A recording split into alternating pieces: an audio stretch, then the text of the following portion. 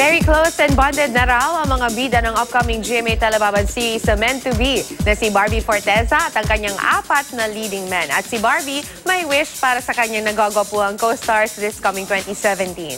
Let's watch this. Simula sa January 9, 2017, mapapanood ng pinakabagong GMA primetime series na Meant to Be. Pero bago yan, may patikim na chika sa atin ang lead cast ng serye na si Barbie Forteza.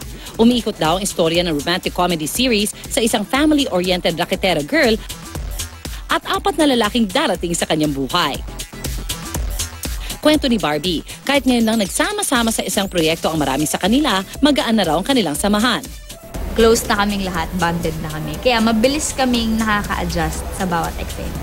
Sandali pa lang kaming nagkakatrabaho, nagkakayayaan na kaming lumabas kahit outside work. First time na magkakaroon siya ng 4 na leading men. Isa-isa silang nilarawan ni Barbie with matching wishes for them this 2017. Kay Ken Chan. Si Ken, magkaibigan na kami niyan for 5 years. Bukod sa Meant to Be, sana marami pa siyang makuhang projects na matetest talaga yung ano niya, yung acting niya. Kasi magaling siya eh. Kay Adi Raj. Si Adi ang pinakamadaldal. Minsan natatalo niya ako. Ma-improve niya yung sarili niya. Na hindi siya ma-typecast lang as an Indian guy. Kasi kumakanta rin siya. Pwede naman siyang matutong sumayaw. Kay Jack Roberto naman. Shy type na dahil doon nagiging cute siya. Sana sa 2017, mabigyan siya ng opportunities or ng ibang projects na pwede nang hindi involved yung apps niya. Kasi may potential si Jack. Kay Ivan Dorschner.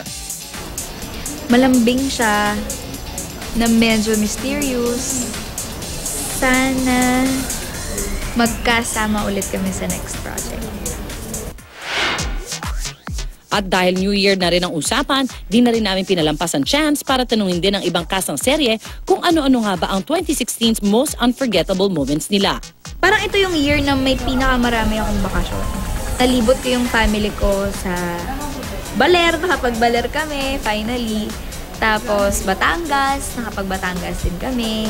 Yung Sunday Pinasaya, tinreat kami sa Japan, bakasyon. Tapos yun nga, nung napasali sa Tallinn Film Festival yung Tuos, nakarating ako ng Estonia. Yung pagkakapanalo sa Star Awards ng Best Comedy Actress for Pepito Manaloto. And of course, itong panibago, yung Meant to Be. Nakapag-graduate ang daughter ko ng elementary. So, sarap yung pakiramdam na yung anak mo nakikita mong nasa stage, getting an award, gano'n. Mga kapuso, abangan ang Meant to Be ngayong January sa GMA Telebaban.